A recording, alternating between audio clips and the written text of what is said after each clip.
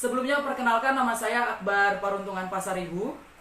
Saya dari Inspirator Indonesia dan saya akan menjadi moderator sekaligus menjadi host di acara diskusi atau ngobrol santai pada sore hari ini. Mau ngingetin aja buat teman-teman semua yang mungkin temannya ada yang belum join tapi pengen banget ikut ngobrol santuy ini, silakan dikabari kalau kita sudah mulai untuk diskusinya. Teman-teman, tentunya di diskusi online kali ini saya nggak sendirian. Saya akan ditemani oleh seorang speaker yang mana beliau ini juga organisator muda dan juga seorang motivator dan influencer, ya kan? Karena memang kalau seandainya ingin menjadi pembicara dalam acara seperti ini, harusnya beliau punya pengalaman-pengalaman yang ada kaitannya dengan tema kita. Selamat bergabung lagi buat teman-teman yang baru join. Nah, aku bacakan sedikit peraturan ya teman-teman, biar nanti teman-teman semua paham alur diskusi kita ini seperti apa. Jadi di sini ada beberapa peraturan selama diskusi berlangsung. Yang pertama itu adalah seminar ini akan kita laksanakan selama 1 jam ke depan, karena Instagram cuma ngasih waktu 60 menit buat live. Kemudian peserta diharapkan mengikuti seminar dari awal sampai akhir. Jadi pastikan kalian mengikuti seminar ini dari awal sampai akhir biar nggak ketinggalan poin-poinnya. Kemudian nanti kita akan ada sesi tanya jawab. Teman-teman bisa tuliskan di kolom komentar. Silakan pertanyaannya dirangkai dulu sembari mengikuti materi. Kemudian nanti dituliskan di kolom komentar. Nanti aku akan list pertanyaan-pertanyaan kalian yang untuk kita bahas nanti di akhir sesi. Nah, selanjutnya itu jumlah pertanyaan. Kalau nanti misalnya over question atau melebihi pertanyaannya, waktu kita tidak cukup, nanti akan bisa ke Instagram saya, DM ke saya, nanti bisa saya sampaikan ke speaker kita. Kemudian nanti bisa kita diskusi di luar ngobrol santuy di live IG ini. Ya, teman-teman semua, tanpa berlama-lama, buat yang baru join, saya ucapkan selamat datang. Jangan lupa diajak temenin sebanyak-banyaknya, biar kita kebagian edukasinya bersama-sama. Jangan lupa ya, teman-teman. Ini tadi udah ada yang nulis, Mas Arai dari Jakarta. Teman-teman yang lain boleh juga ikut menulis nama dan asalnya dari mana. Ya.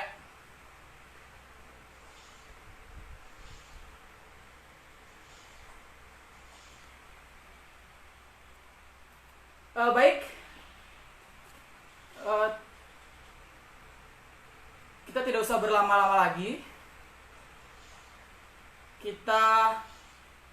Ini speakernya kebetulan belum join.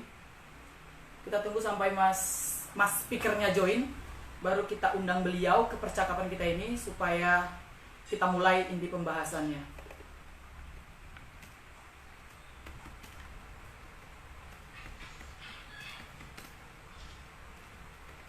Jadi teman-teman, diskusi ini yang tadi belum tahu ya, ini saya jelaskan lagi bahwasanya ini adalah kolaborasi antara Inspirator Indonesia.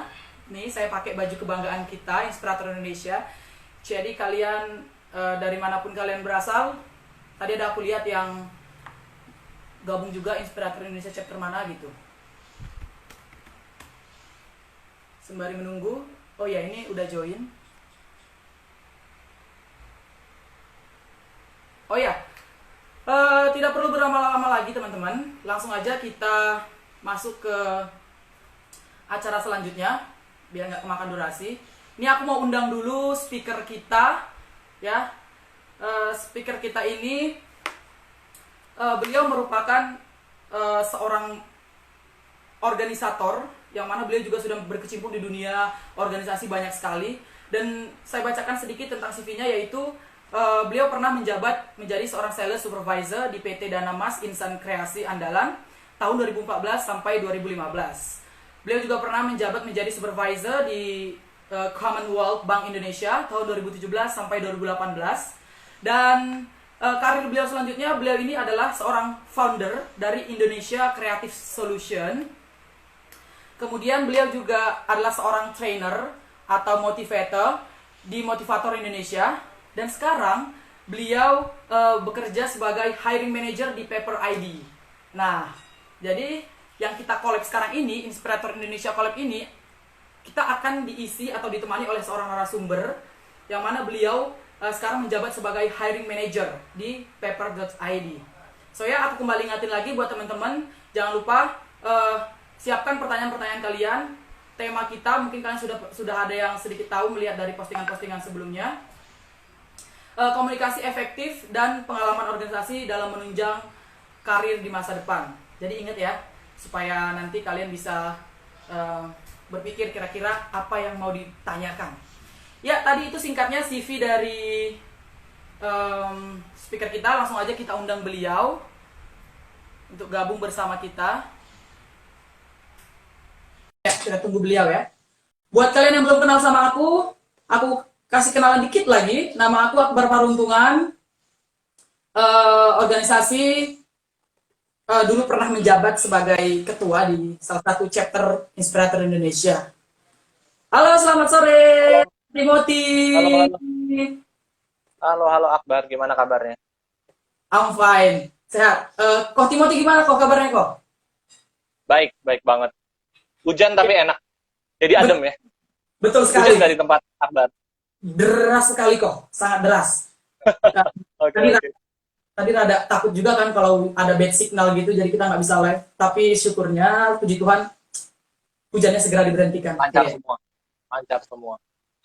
Oke kok, selamat datang di ece-ecean, selamat datang di ngobrol santuy kita, yaitu tentang komunikasi yang efektif dan pengalaman organisasi dalam menunjang karir di masa depan kok. Tapi sebelumnya kok, teman-teman semua yang ada di sini tadi kan mungkin ada yang dari followersnya Inspirator Indonesia dan ada yang dari followersnya paper.id. Nah, tentunya walaupun tadi aku sudah memperkenalkan sedikit tentang Kokoh, tapi mungkin ada yang belum tahu kok. Kayaknya Kokoh bolehlah perkenalan tipis-tipis. Siapa tahu aja kan jodohnya di sini. Halo semua, kenalin aku Timothy, aku hiring manager dari paper.id. Saat ini kita dari paper.id kita lagi coba kolaborasi ya bareng sama Inspirator Indonesia. Kita mau coba share sih tentang kita coba kupas sama-sama sih, kita coba belajar sama-sama lebih tentang komunikasi efektif dan kemungkinan dan pentingnya organisasi itu juga ya. Kalau dari background mungkin tadi CV udah sempat dibacain ya sama Akbar juga. Iya. And then mungkin perkenalan lebih ke perusahaan ya. Paper.id ini kita memang lebih ke arah perusahaan SaaS, yaitu software as a service, di mana kita ini fokus ke invoice software. Kenapa? Karena invoice itu setiap orang pasti bersentuhan sama yang namanya invoice, kwitansi, bond itu pasti. Dan bagaimana kita membuat hal itu menjadi hal yang digital. Karena kan tahu ya, kadang banjir lah, kadang ada satu problem yang membuat, aduh invoice gue hilang nih, gue nggak bisa bikin accounting. Nah ini kita tackle di masalah tersebut. Dan kita pun paper.id juga mulai ngerambah ke bisnis fintech juga, dan kita juga udah terdaftar di OJK. Kurang lebih sih tentang perusahaan kita kayak begitu perkenalan nih. Oke, siap. Nah, teman-teman semua mungkin udah menyimak ya sebenarnya paper.id itu bergerak di bidang apa, kemudian jenis perusahaannya seperti apa. Nah, kok ini kan kita kan collab nih ya antara Inspirator Indonesia dan paper.id. Ini saya juga mau sedikit kasih tahu deh teman-teman yang belum terlalu tahu apa sih Inspirator Indonesia itu. Nah, jadi kalau tadi paper.id itu bergerak di bidang startup yang berbau dengan invoice digital, tujuannya untuk mempermudahkan ya para pengusaha-pengusaha UMKM. Kalau Inspirator Indonesia ini kok, kita itu adalah komunitas yang berisikan sukarelawan, tapi isinya itu lebih ke anak-anak muda, yang mana kita itu bertujuan untuk membantu negara dalam mengembangkan dan memajukan negara kita, seperti itu. Dan anak-anak muda di dalamnya itu biasanya berasal dari latar belakang yang berbeda. Dan kita juga udah banyak chapter di hampir seluruh penjuru Indonesia, Kalimantan, Sumatera, Jawa, dan beberapa daerah lainnya. Itu aja sih kok, sedikit tentang Inspirator Indonesia. Oke.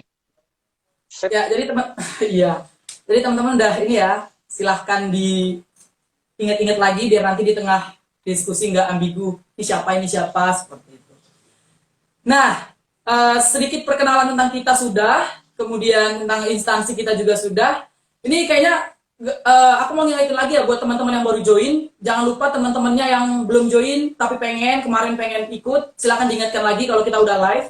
Dan jangan lupa di tengah nanti kita diskusi, teman-teman semua dicatat pertanyaan-pertanyaannya ataupun poin-poin yang telah didapatkan dari Koh Timothy seperti itu ya. Ya Koh, gak usah berlama-lama lagi Koh karena Instagram ini agak pelit Koh, cuma 1 jam doang bolehnya kita nge-live. Ya, jadi kita masuk ke acara diskusi atau ngobrol santuйnya ya Koh ya.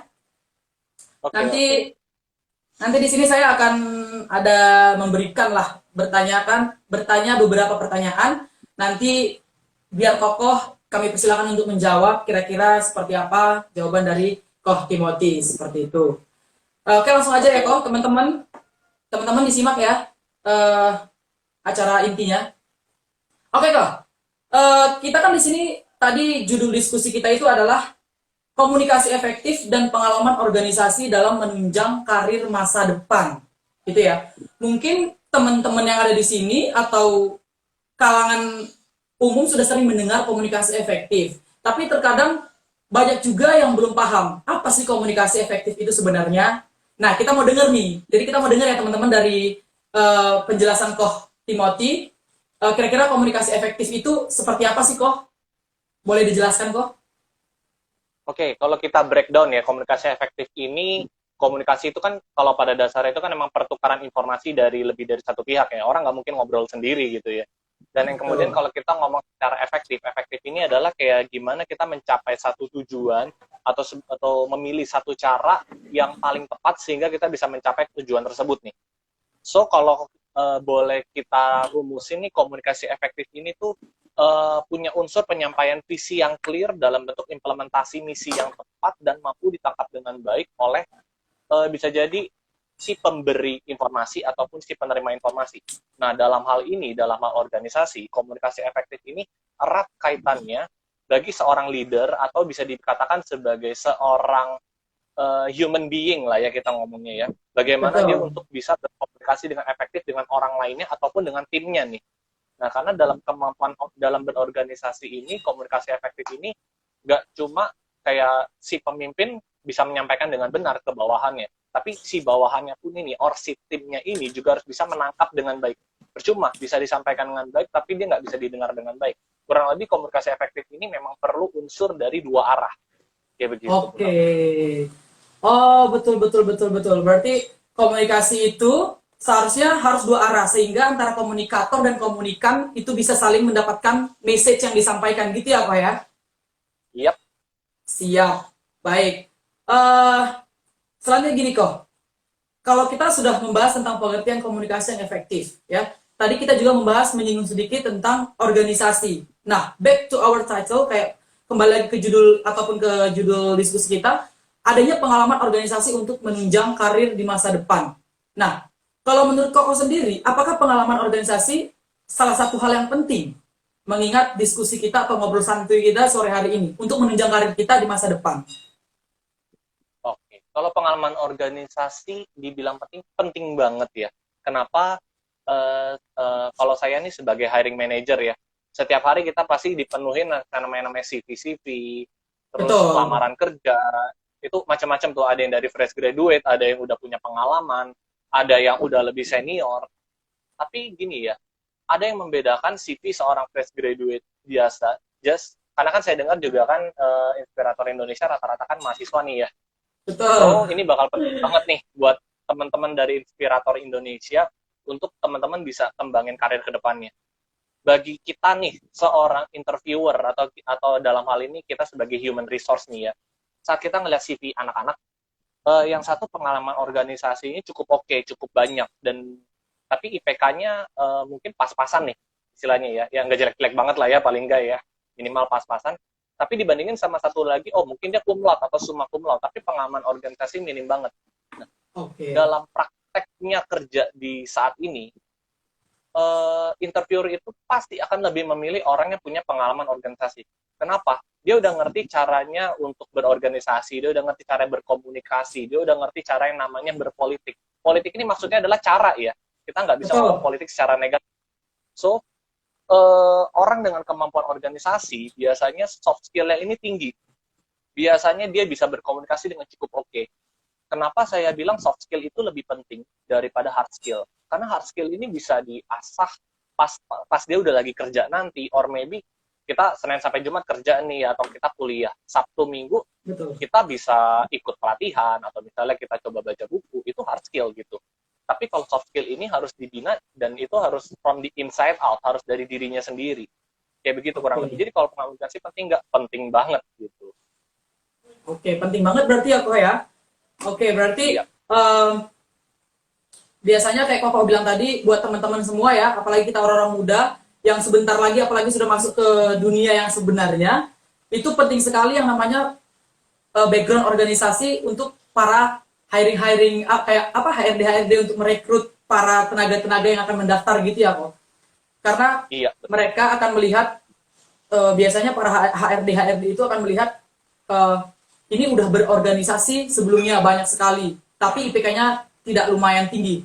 It's okay, kita bisa percaya bahwasanya soft skill-nya ini biasanya lebih ada daripada mereka yang hanya IPK-nya tinggi, tapi pengalaman organisasinya tidak ada, gitu ya kok ya. Itu kenapa makanya teman-teman pengalaman organisasi itu sebenarnya sangat penting. Terus gini kok, kan namanya kita berkomunikasi secara efektif, kemudian berorganisasi, itu kan hal yang relate ya. Kita kan dituntut untuk bisa berkomunikasi dengan baik, atau kita katakanlah efektif ketika kita di dalam sebuah organisasi. Nggak bisa dong kita mulu-mulu cuman diem, mandek, mendengarkan, atau silent reader gitu kan. Kan nggak bisa kok. Itu kan nggak gampang ya kok ya.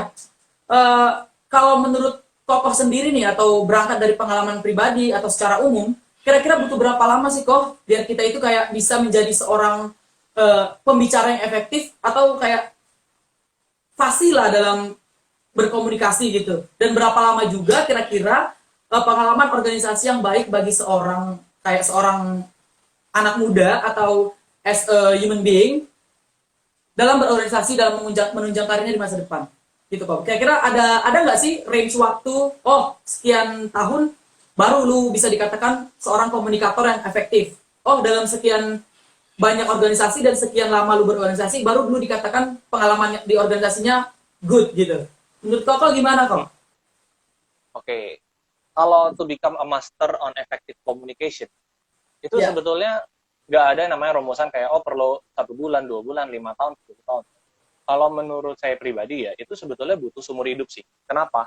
Karena ada 2 faktor yang paling mempengaruhi ya. Pertama itu adalah faktor dari knowledge-nya sendiri, pengetahuannya. Yang kedua itu adalah faktor dari experience. Kenapa? Knowledge itu terus berkembang. Experience itu bisa terus didapetin. Entah itu gagal, entah itu berhasil, ujung-ujungnya itu adalah pengalaman, betul ya? Nah, betul. Masalahnya adalah gini ya, siapapun latar belakang kita bisa kok jadi pembicara. Tapi kita harus sadar nih, kita sudah ada di level mana. Kalau misalnya kita sekolah nih, misalnya nih ya, kamu sadar misalnya kita nih, kita udah sampai SMP nih. So, kalau anak SMP ya nggak mungkin ngajarin anak SMA, betul kan? Tapi dengan kemampuan anak SMP, kita bisa ngajarin anak SD, betul? Nah, kalau misalnya kita belajar lagi nih, kita jadi anak SMA, kita jadi anak kuliah, kita jadi anak kuliah nih, bisa nggak sih anak kuliah ngajarin anak SMA? Bisa. Nah, begitupun hal selanjutnya. So, untuk jadi supaya komunikasi kita semakin efektif, supaya kemampuan organisasi kita semakin berkembang, itu perlu banget kita untuk pertama ngembangin knowledge, dan yang kedua kita perbanyak experience. Gak apa-apa salah, gak apa-apa gagal, daripada kalian gak nyoba sama sekali gitu. Soalnya kan gini ya, perjalanan 1 mil itu dimulai dari langkah pertama. Langkah pertama itu selalu sulit. Kenapa? Kebanyakan pasti gagal sih ketimbang berhasilnya. So, pertanyaannya adalah, saat kita yang gagal ini, kamu mau coba nggak sih untuk masuk ke langkah kedua, yang siapa tahu nih masih gagal lagi gitu. Tapi langkah ketiga bisa jadi baru berhasil.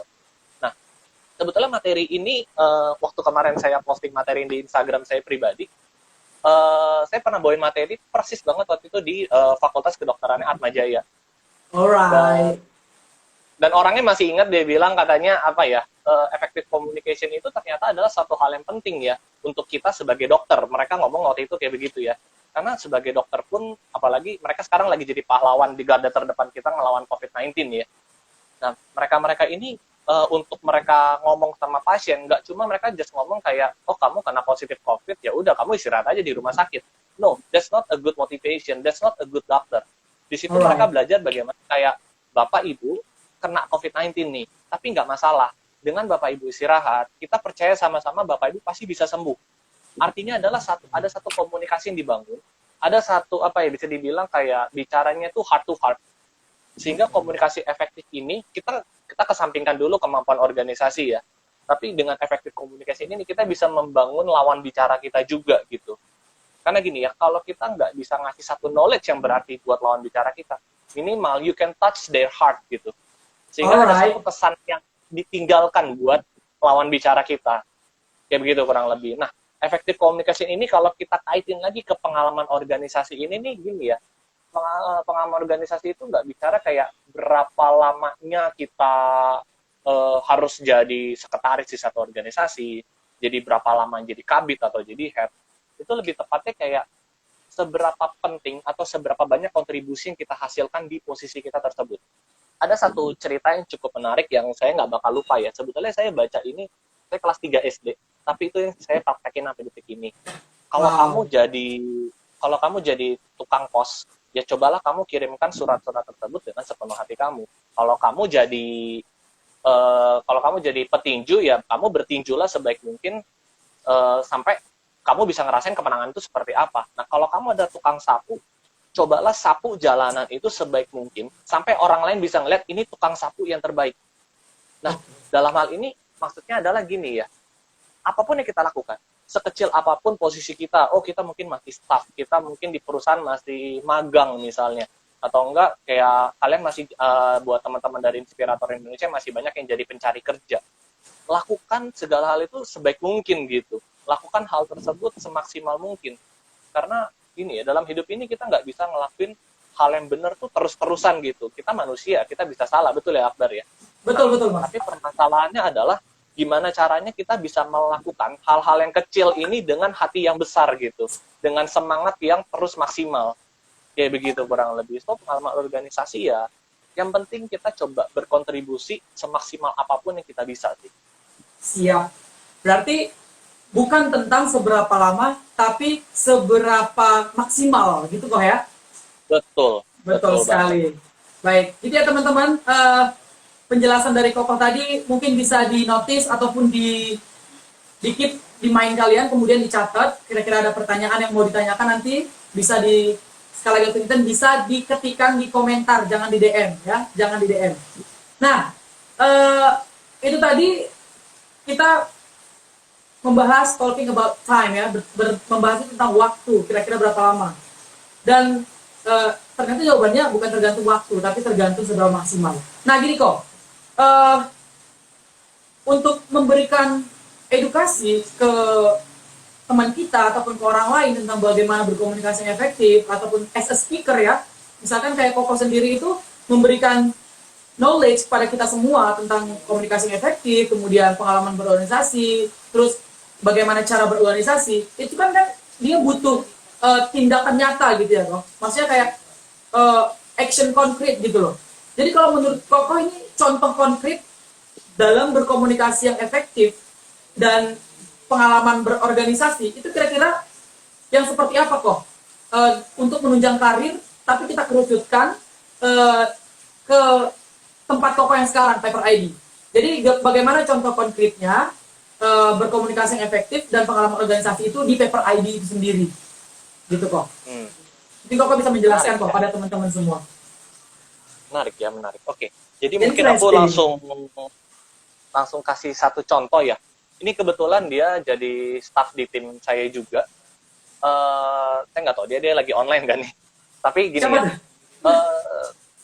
Namanya Desti. Dia orang Surabaya. Kenal Mbak Putri ya, Mbak Putri ya. Putri Desti Ayu gitu. Oh, beda lagi. Beda lagi. It's okay. Beda lagi. Nah, jadi gini. Desti ini join di kita itu sebagai awal mulanya dia itu apply ke kita ya. Itu dia fresh graduate. Dia juga tergabung di organisasi sosial juga. Nah, waktu itu dia apply ke kita itu untuk tim produk, bukan untuk tim human resource, atau di divisi kita ngomongnya human capital ya.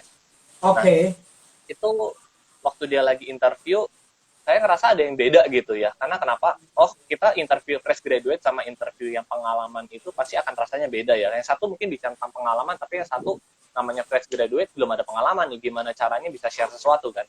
Betul. Pas saya coba interview ini anak, ternyata kayak passionnya kayaknya bukan di produk. Jadi for your information, di sini sebetulnya bukan bukan ini ya, bukan human resource, bukan orang yang kuliah di psikologi atau di manajemen, enggak, dia ini kuliah di IT. Oh, oke. So dia kalau kamu suruh dia ngoding, dia pasti bisa gitu. Dia bisa ngoding, dia bisa bikin apa ya, aplikasi, dia juga bisa. Dan itu adalah apa ya, bilangnya skripsinya dia gitu. Skripsinya dia untuk membuat aplikasi. Tapi Oke. waktu dia interview di kita, saya ngerasa ini bukan passionnya dia. Nah, kita di psikotes kita ada yang namanya tes DISC untuk kita mengetahui kepribadian orang lebih lagi. Feel saya udah ngeliat ini anak dirinya lebih ke arah human resource. Tapi ya namanya orang butuh kerja kan pasti kan coba apply apapun yang bisa dia masukin kan. Pas Betul. saya interview, saya coba tanya, saya coba gali lagi, ternyata memang ini orang adalah people person, not a technical person gitu. Cuma ada 2 orang di dunia ini nih, kalau kita interview tuh gampangnya sebagai seorang interviewer ya, kita bagi dia technical person or people person. Pas saya lihat nih orang adalah people person, saya coba tanya ke dia, kamu lebih passionnya ke arah mana? Oh, saya lebih passion ke arah human capital. Kamu ada nggak pengalaman tentang human capital? Nggak ada. Buat saya perjudian. Kalau misalnya saya mau masukin dia ke tim saya, tapi ada satu hal yang membuat saya yakin, yaitu tentang pengalaman dia berorganisasi, satu. Dan yang kedua adalah bagaimana dia mengkomunikasikan skripsinya ke saya. Ternyata skripsinya ini adalah bagaimana dia menghitung turnover. Turnover ini adalah keinginan orang untuk resign dari satu perusahaan. Kira-kira misalnya ada 10 orang, dari 10 orang, oh ternyata ada 5 orang yang mau resign, berarti ada masalah dong di perusahaannya. Nah, dia ngebuat aplikasi untuk menghitung turnover intention. Nah, saya ngelihat skripsi ini menarik nih, dan dia bisa komunikasikan dengan saya cukup baik, satu. Dan yang kedua, pengalaman organisasi dia sebagai ketua dari organisasi tersebut, itu ngebuat saya kayak, ini orang layak dicoba, gitu.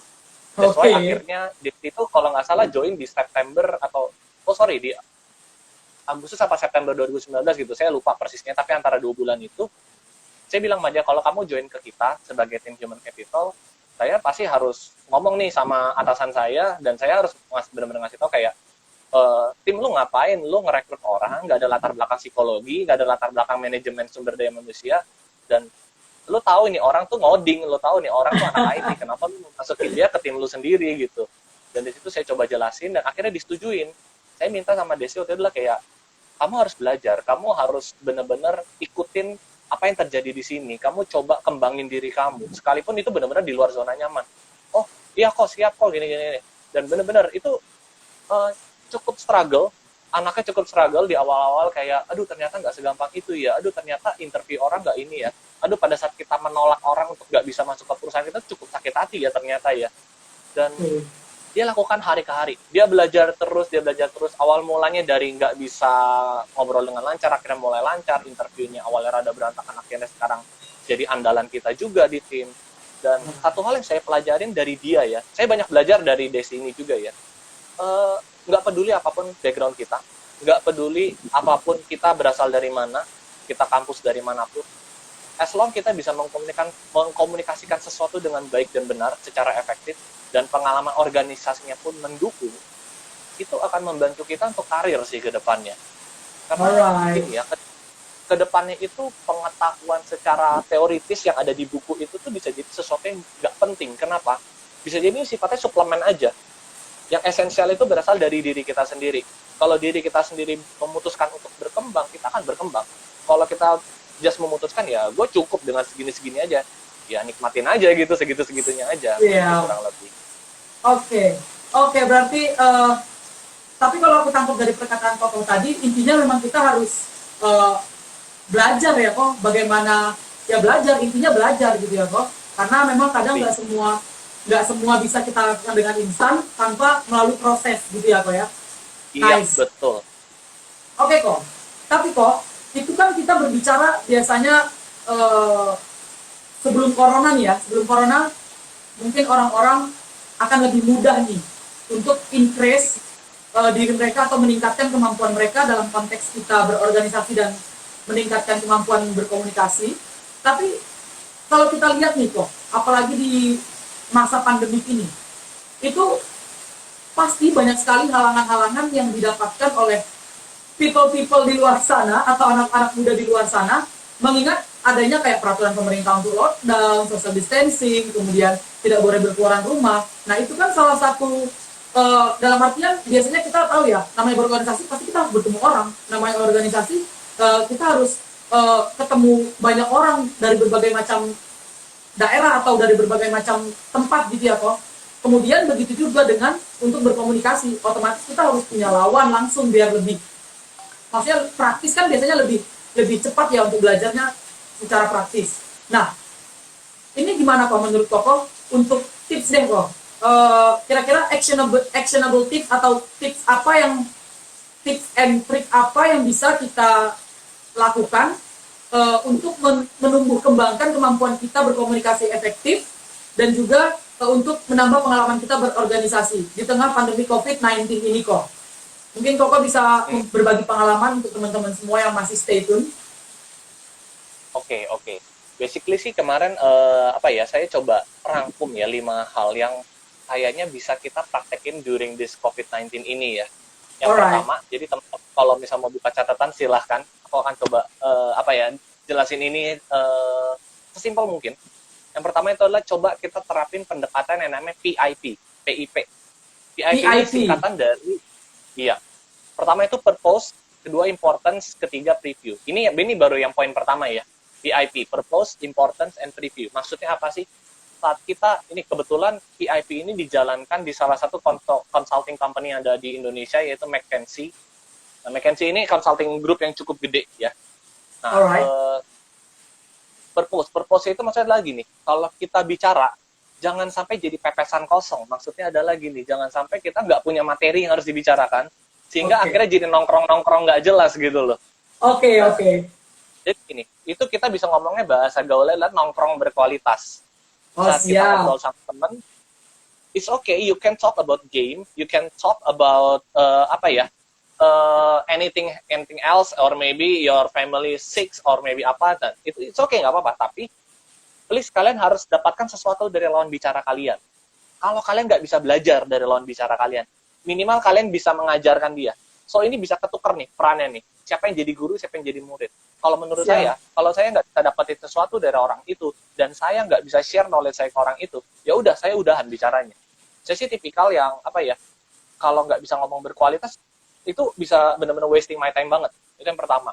Terus kemudian kalau dari segi importance adalah, dari pembicaraan tersebut kita harus menilai nih, oh ternyata lawan bicara saya cukup pintar nih, lawan bicara kita cukup penting nih, haruskah saya korbankan jadwal berikutnya supaya saya bisa nyerap ilmu lebih baik lagi.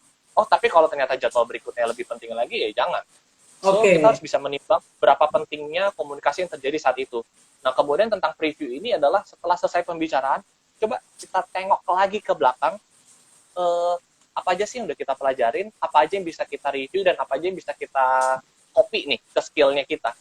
Karena along the way, bisa jadi hasil komunikasi seorang Timothy saat ini adalah hasil komunikasi dari kegagalan 5 tahun, 10 tahun yang lalu gitu. Dan itulah yang membentuk menjadi Timothy saat ini. Begitu. Itu yang pertama ya. Yang kedua adalah gimana cara kita bisa menguasai komunikasi nonverbal. Nah, kan sering ya kalau lagi kayak begini, tiba-tiba sinyal putus, tiba-tiba jaringan up and down, kayak begitu ya. Nah, komunikasi nonverbal ini menarik ya. Dia menempati 55% dari esensi komunikasi itu sendiri. Tertingginya adalah sampai 55-70%. Ini menurut penelitian, saya lupa penelitian dari mana tapi sayangnya ya. Nah, contohnya gini ya, kalau saya nyebutin 3 poin ya, tangan saya harus 3 gitu. Dan ini komunikasi nonverbal. Nah, kalau saya mau menekankan hal-hal penting ya, saya coba kasih satu penekanan, bisa lewat tangan saya, bisa dari intonasi saya, bisa dari cara saya memainkan tangan lah intinya ya, paling gampangnya kayak begitu. Karena kan kita kan video conference nih ya. So, benar. Kalau saya ngomong sesuatu yang nggak penting ya, biasanya saya akan sambil ketawa gitu. Tapi kalau saya ngomong sesuatu yang penting, biasanya saya akan kasih jeda, atau bisa jadi saya kasih satu penekanan. Nah, memang ini akan lebih banyak dibahas kalau kita ngomong tentang public speaking sih ya. Nah, ini komunikasi nonverbal. Nah, kalau poin ketiga itu adalah kita harus kenalin nih, audiens kita atau para pendengar kita tuh orang-orang yang kayak apa sih. Kalau pendengar kita anak muda, ya try to talk like youngster. Kalau pembicara kita adalah orang-orang yang usianya lebih senior, ya cobalah berbicara dengan bahasanya mereka. Karena kita nggak mungkin bisa campurin mereka dalam dalam gelas yang sama gitu, yang satu air, yang satu minyak gitu, nggak mungkin jadi satu. That's why kita harus tahu nih audiens kita kayak gimana nih. Itu yang ketiga. And then yang keempat itu adalah nggak cuma bicara, nggak cuma kita nyampein sesuatu. Tadi mungkin di poin pertama saya sempat bahas kayak kalau kita nggak bisa dapetin sesuatu dari dia, minimal ada sesuatu yang bisa kita tularkan ke dia. Nah, Betul. jadi saat kita jadi posisi sebagai murid, please harus jadi pendengar yang baik. Sekalipun ada beberapa poin yang teman kita bahas itu adalah kita udah tahu, kita udah belajarin itu, kita master dalam hal tersebut. Tapi apapun terjadi, pendengar yang baik adalah seseorang yang humble. Kayak begitu. Itu yang keempat. And then yang terakhir adalah, ini penting banget sih ya, harus punya keterampilan untuk mengatur waktu. Jangan sampai bicaranya overtime. Jangan sampai kita dengerin doang, tapi kita lupa nih buat bicara ke teman kita. Kayak begitu. So, interaktif itu penting banget. Begitu. Ini sih 5 hal dasar ya menurut saya ya. Masih banyak poin-poin lainnya, tapi menurut saya during this COVID-19 ini bisa banget kita praktekin, apalagi via video conferencing kayak gini. Mau apapun mereknya yang dipakai, intinya adalah video conference itu masih bisa kok kita gunakan untuk komunikasi efektif. Kayak begitu. Oke. Wow, that's interesting ya. Ibarat kata nggak semua orang juga kayak ini ya kok, kayak bisa berpikir secara luas seperti itu. Kadang orang gini kok, kadang orang kan bisa menyerah akan keadaan gitu kan. Udah deh, udah kayak gini, males deh ngapa-ngapain, mending ngurung diri, mending gue YouTubean, mending gue seperti ini, tanpa dia memikirkan bahwasanya di segala keadaan pun ternyata kita bisa juga untuk mengembangkan hal-hal yang ingin kita kembangkan gitu ya kok. Seperti penjelasan Kokoh tadi. Dan itu educational banget sih menurut aku. Jadi gitu ya teman-teman, buat teman-teman semua, jangan pernah yang namanya menyalahkan keadaan, tapi bagaimana kita mengendalikan keadaan tersebut, seperti itu.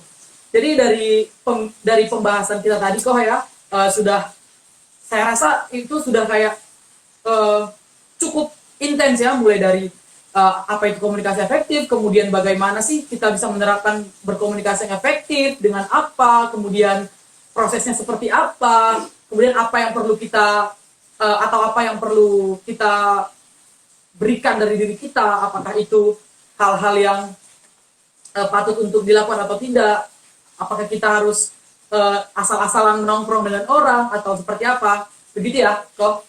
Banyak sekali yang sudah di-share oleh Koh Timothy tadi. Nah, jadi tadi seperti yang saya bilang di awal kok ya, sembari kita melakukan diskusi ini, tadi aku nyuruh teman-teman kita buat ada yang ngelis pertanyaan kalau udah ada pertanyaan memang. Dan aku udah ada lihat, kayaknya udah ada 2 pertanyaan yang tadi muncul. Dan ini kita masuk ke sesi tanya jawab ya kok ya. Kita masuk ke sesi tanya jawab. Jadi buat teman-teman semua, untuk diskusinya tadi sudah sangat begitu hangat dan sangat begitu serunya.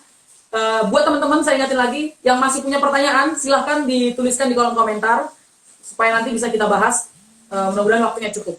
Jadi karena tadi udah ada 2 penanya, sekarang aku mau mewakilkan dia, untuk bertanya kepada Koh Timothy.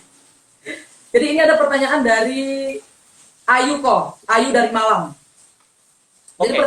Jadi pertanyaannya adalah, apa yang perlu kita tonjolkan ketika belum punya pengalaman organisasi yang cukup ketika mencari pekerjaan? Saya ulangi lagi ya kok. Apa yang perlu kita tonjolkan ketika belum punya pengalaman organisasi yang cukup untuk ketika mencari pekerjaan? Gitu kok. Gimana kok?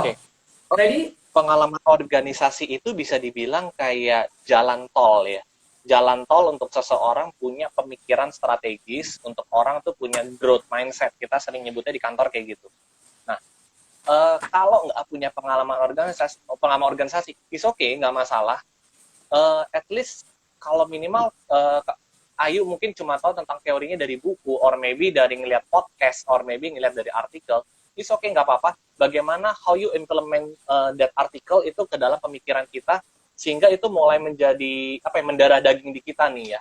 Kayak gagal itu nggak, kalau kita pengalaman organisasi pasti ada gagalnya ya. Nggak melulu kayak kita punya 10 proker, 10-10 berhasil. Bisa jadi cuma 8 yang berhasil. Bisa jadi cuma 2 bahkan yang berhasil. Nah, kalau memang nggak ada kesempatan untuk berorganisasi, ya udah. At least belajar dari pengalaman orang-orang yang udah pernah ada di posisi tersebut. Lihat pengalaman kegagalannya mereka. Jangan sampai kita gagal di hal yang sama. Boleh gagal, tapi jangan sampai hal yang sama seperti si penulis artikel tersebut atau mungkin tokoh yang ada di artikel atau di buku tersebut. Kayak begitu. Alright. Oke, berarti Apa ya? Bisa buku, bisa apapun itulah kurang lebih Akbar. oke, siap kok.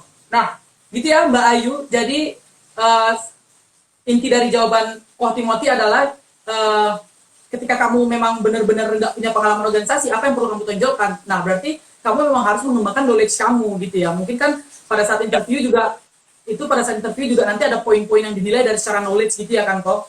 Jadi kamu bisa belajar dari orang-orang yang sudah pernah duduk di apa yang ingin kamu capai gitu, apa kerjaan apa yang ingin kamu lamar seperti itu. Begitu Mbak Ayu ya, di notice, dicatat supaya bisa diterapkan nanti di dirinya. Kemudian ada pertanyaan kedua kok. Ada pertanyaan kedua dari ini namanya, dia nggak mencantumkan nama sih, cuman nama akunnya Siskitch. Oke, ya. oke. Pertanyaannya, kalau effective communication itu lebih ke analytical thinking atau creative thinking kok? Jadi kalau menurut kok gimana kok? What do you think about this question gitu loh? Oke, lebih ke analytical thinking kah atau Creative thinking. atau creative analytical atau kreatif ya? Bisa dibilang sebetulnya kombinasi ya. Karena kenapa? Untuk kita menyampaikan sesuatu dengan efektif, kita menjawab pertanyaan atau kita mendapatkan kritik dan saran dari seseorang itu, pertama gini ya, contoh banget, paling gampang ya itu analoginya kalau kita mendapat kritik dari seseorang.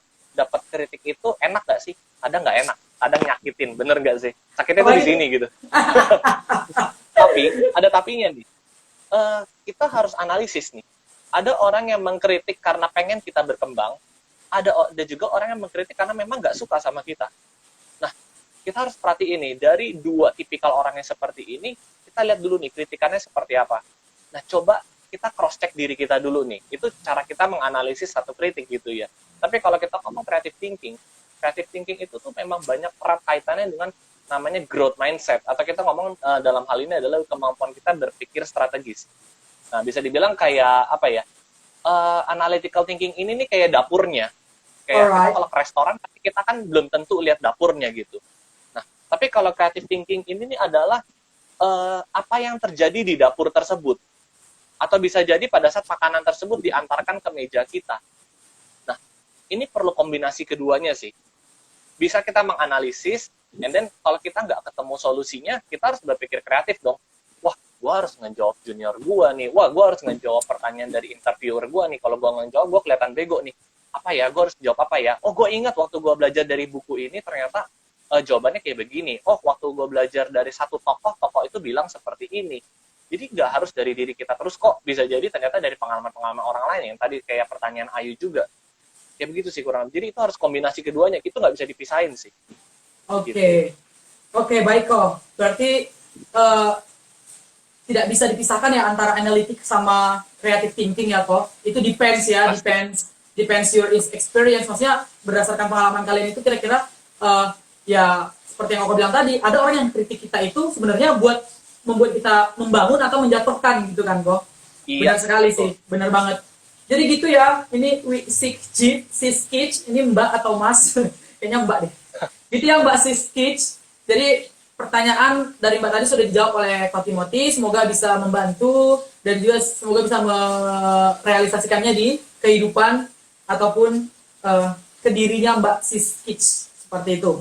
Nah, ini ada pertanyaan ketiga kok. Tapi sebelum ke pertanyaan ketiga, kita masih ada waktu sekitar 9 menitan. Jadi teman-teman yang belum bertanya, please yang masih stay tune, silahkan ditanyakan. Karena jarang sekali ada kesempatan-kesempatan untuk bertemu orang-orang penting seperti Koh Timothy ini. Yeah. Baik. Baik, silakan. Oh, silakan. Ya, silakan teman-teman, silakan bertanya ya di kolom komentar. Kemudian pertanyaan selanjutnya kok. Ini ada pertanyaan selanjutnya dari Wichda dari Jogja. Hai Wichda, saya juga dari Jogja ya. Ini pertanyaannya adalah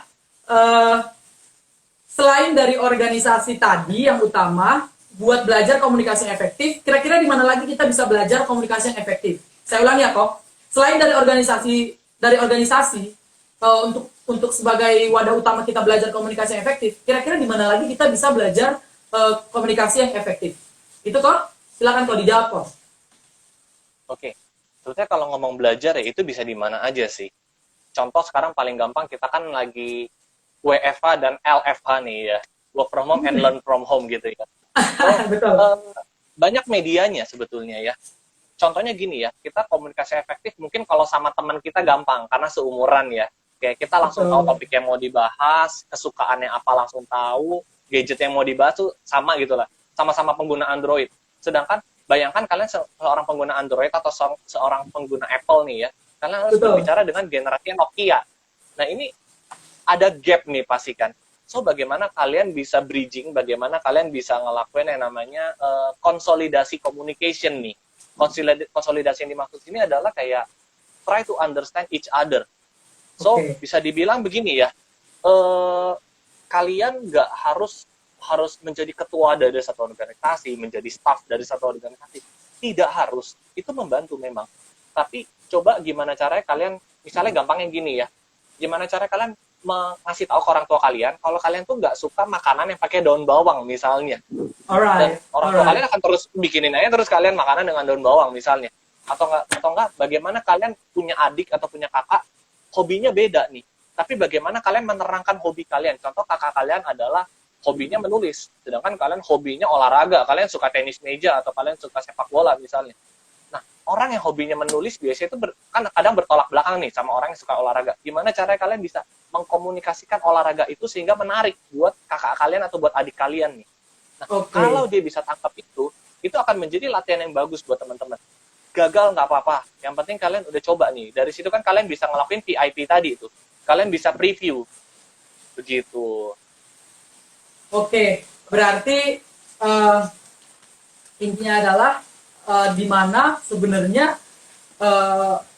di sekitar kita aja kadang-kadang kita bisa gitu ya kok, bukan cuma di organisasi sebetulnya. Cuman kalau saya tangkap penjelasan Koko tadi intinya memang kayak try to understand each other itu ibarat kata berarti dari sekitar kita saja kita bisa ternyata belajar berkomunikasi yang efektif gitu ya. Ya itu tadi sih balik lagi sih kayak ke penjelasan Koko tadi yang mana bagaimana caranya menyampaikan sesuatu itu, tapi kita coba memposisikan sebagai mereka gitu, sehingga sehingga kayak ya bisa saling enak lah, nggak ada selisih atau nggak ada hal-hal yang menjadi konflik gitu. Itu ya Mbak. Orang mikirnya terlalu jauh ya. Kadang orang tuh mikirnya terlalu jauh kayak, oh gimana caranya ngebuat atasan gue impress, gimana caranya ngebuat ketua organisasi gue tuh menghargai gue. Tapi nggak usah jauh-jauh gitu. Minimal kalau kalian bisa komunikasi dengan orang tua dengan baik atau dengan adik kalian, kakak kalian, atau minimal tetangga kalian dengan baik, dengan orang lain tuh harusnya lebih mudah gitu. Karena orang tuh ngeliat terlalu jauh ke depan, terlalu mikir yang susah-susah, sampai akhirnya tuh yang deket-deket ini nih lupa nih. Orang tuh soalnya kesandung tuh karena hal-hal kecil gitu. Karena batu-batu kecil, bukan batu kali gitu. Begitu kurang lebih. Iya betul ya Pak ya. Iya sih, benar juga sih kalau kayak, dan kalau dipikir-pikir, seperti pematah mengatakan semua itu ya berawal dari keluarga gitu ya. Dan kalau kita sangkut pautkan ya keluarga itu juga sebuah organisasi ya enggak sih? Ada kepala keluarga, ada istri, ada anak. Setuju sih kok sama statement Koko tadi yang mengatakan bahwasanya kalau kita udah bisa berkomunikasi yang baik dari dalam keluarga pasti keluar otomatis akan lebih mudah. Tapi memang terkadang memang orang terlalu overthinking atau think too far gitu ya, berpikir terlalu jauh, kayak aduh begini kenapa nggak mulai dari yang kecil aja dulu gitu ya, kenapa nggak mulai dari yang terdekat gitu ya kok. Iya. Buat temen-temen khususnya buat Mbak Witsda itu udah dijawab sama Coach Timothy, di mana saja kamu bisa belajar atau di mana saja kita bisa belajar berkomunikasi yang efektif selain di organisasi gitu. Cuman memang kalau di organisasi itu ya mungkin agak lebih terstruktur lah, agak lebih tersistem lah dia cara belajar kita. Itu aja sih perbedaannya kalau menurut aku. Begitu ya Mbak Witsda.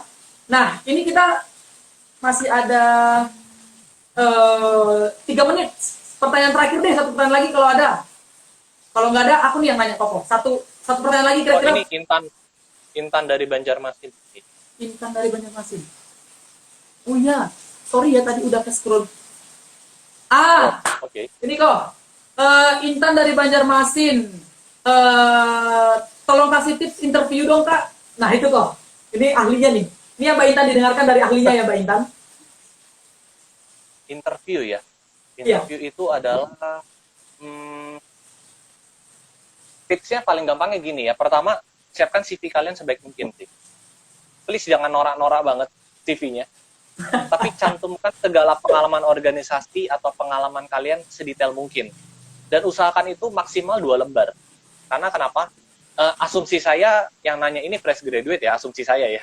Nah, kalau fresh graduate, please maksimal 2 lembar aja.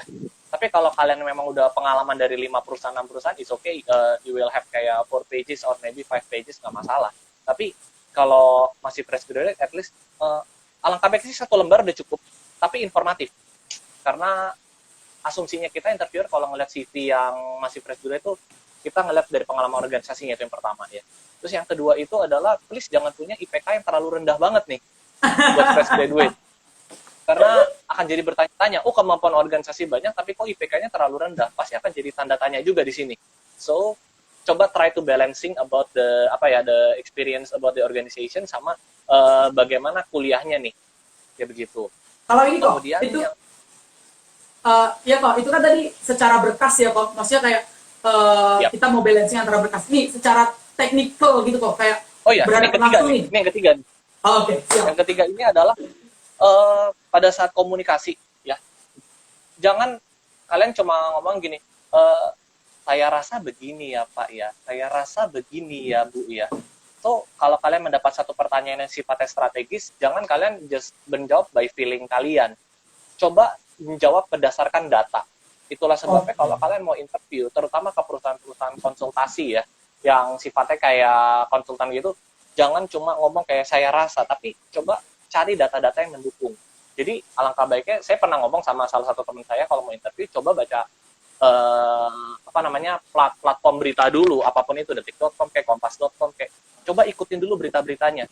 Kemudian coba cari artikel-artikel terkait sama divisi tersebut. Kemudian yang ketiga, cari tahu tentang perusahaan tersebut.